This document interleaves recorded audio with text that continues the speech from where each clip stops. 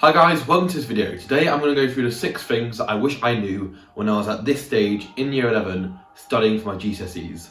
Okay, the first thing I'd say is set a goal or set a direction. And this goal would be what grades you want to achieve in your GCSEs. I would always recommend kind of oversetting this goal or target. And I know people may disagree. They'll say things like, if you do that, you're setting yourself up for disappointment, you'll never be happy, you won't be satisfied, etc, etc. But the reason I say overset your goal rather than underset it is because I think in the long run, it'd be more beneficial if you were to overset your goal. So using me as an example, I set my goal for 12 nines. And let's say I didn't actually achieve 12 nines. Let's say instead I achieved 9 nines and 3 eights. So yes, initially when I opened my results, I would be disappointed at that point in time because I have underachieved what I've set relative to my goal. However, if I were to look back where I am now, or in 5 years time or 10 years time, wherever it may be, I think I'd look back and I'd still be really happy with what I achieved in my GCSEs because I know I did the best I could. And I don't think I'd have any regrets of, oh, I could have worked harder, I could have done better. However, let's take the flip side of that. So let's say I set my goal instead of 12 eights. And let's say in this case, in reality, I achieved 6 eights and 6 nines. So yes, in this case, when I opened my results, I would have been happier because I've exceeded my target, whereas before I underperformed relative to my target. However, I think if I were to look back where I am now in 5 years time or 10 years time, I'd always have the regret that I could have worked harder. I could have done better, and I know I didn't push myself as well as I could or as far as I could. And I've definitely gathered this from talking to people who are older than me, my parents, their friends, things like that. And that's why I recommend overstating your goal because I think it will work out best for you in the long run.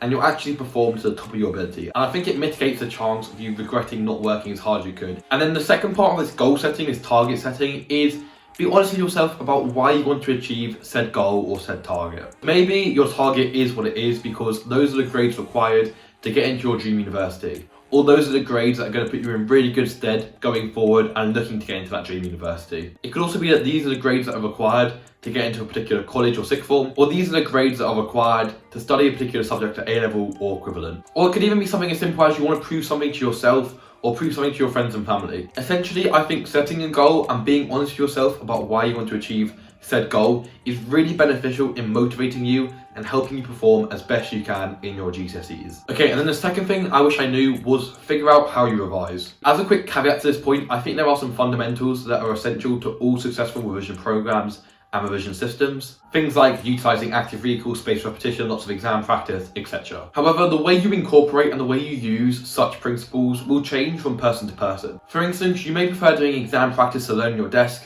or in a big group in the library. Similarly, active recall may benefit you the most when you're doing flashcards alone, or maybe when you're doing Cornell style questions, or maybe when you get a friend or family member to ask you questions and you speak the answer back to them. And the quicker you can figure out which revision strategy, revision system is best for you, the better. And the way you can figure out what strategy or system is best for you is by trying them.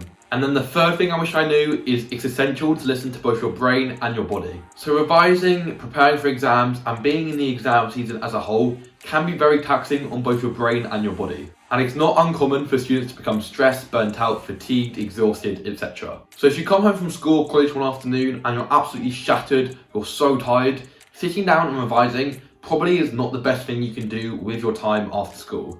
And it probably won't even be beneficial. Instead, taking that time to do something you like that de-stresses you and then getting to bed early for a good night's sleep is going to be much beneficial. But the only way you can do that is if you listen to your brain and your body that you are shattered and you can't do work that night. Similarly, if you're at your desk revising and your brain is absolutely fried, nothing's going in, that's another signal from your brain and your body that it's time to take a break or move on to something new. And being able to listen to such signals from both your brain and your body is really important, not only for your revision, but also for your health and well-being. And then the fourth thing I wish I knew is the importance of mixing it up. So I think both mixing up your day and also mixing up the topics and subjects you're revising is really beneficial in keeping your brain engaged and making your revision a lot less tedious. So in terms of mixing up your revision, try not to just do one individual topic for the whole evening, as that way you're more likely to lose focus. Also, try not to just use one revision strategy for the whole day, as again, you're more likely to zone out this way. Instead, mix it up. So maybe you start off this topic by watching a quick YouTube video to recap yourself. You then do a couple rounds of flashcards for the topic,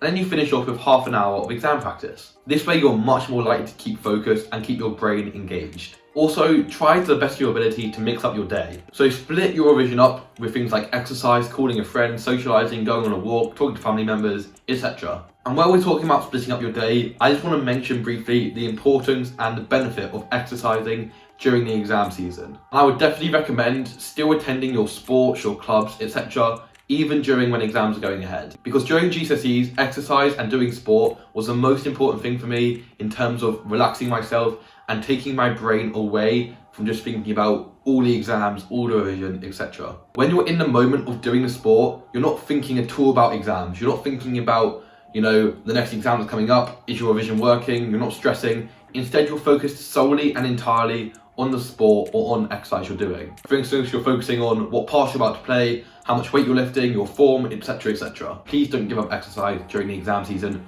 Keep going, it's really, really beneficial. Okay, and then the fifth thing I wish I knew is focus on understanding. So there's a common misconception for GCSEs and other exams in general, which is that the only way to do well is having to memorize everything, and there's no other way around that. And don't get me wrong, you can do well in your GCSEs and other exams by just memorizing everything, but it's not the optimal way of revising and doing well. It's actually much more beneficial and less time consuming in the long run to try and focus on actually understanding a topic or subject rather than just trying to memorize it. And I think that's because when you understand something, it just sticks in your brain so much better because you genuinely know what's going on or what the chain of reasoning is and why the chain of reasoning is that way. But focusing on understanding and building up understanding is easier said than done. So my biggest tip for building up your understanding in the first place is talk to both your friends and your teachers. So something that I do now in A-levels is that if I don't understand a topic, I will literally email my teacher for that subject and be like, hi, I really don't understand this. Can we meet up during a lunchtime or during a free period?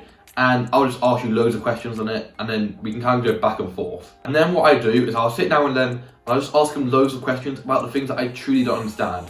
And I'll ask the questions again, I'll ask them to explain it a different way because all it takes is that one way where they explain it and it makes sense. That one example and the pin drops and then it's so much more likely to stick in your brain. And if your teachers are pretty useless, ask a friend who's really good in the subject or a different teacher that maybe doesn't teach you. And then in terms of genuinely checking if you've built up your understanding, there's kind of two main things you can do for this. So first is lots of exam practice. Doing well in exam practice is a key indicator that you genuinely understand what the topic, what the subject is going on about. And the second thing is being able to explain to someone who doesn't have a good base knowledge or any base knowledge at all on the subject or on the topic. So that could be a friend who doesn't do the subject, a family member, even explaining it to like a pet can be really beneficial. Okay, then the sixth and final thing that I wish I knew when I was in year 11 studying for my GCSEs is use your teachers. So teachers can be your most beneficial and useful resource for GCSEs, and that's probably the same for A-levels as well. However, with teachers, you kind of get out what you put in. So what I mean is it requires you taking the first step of emailing or asking your teachers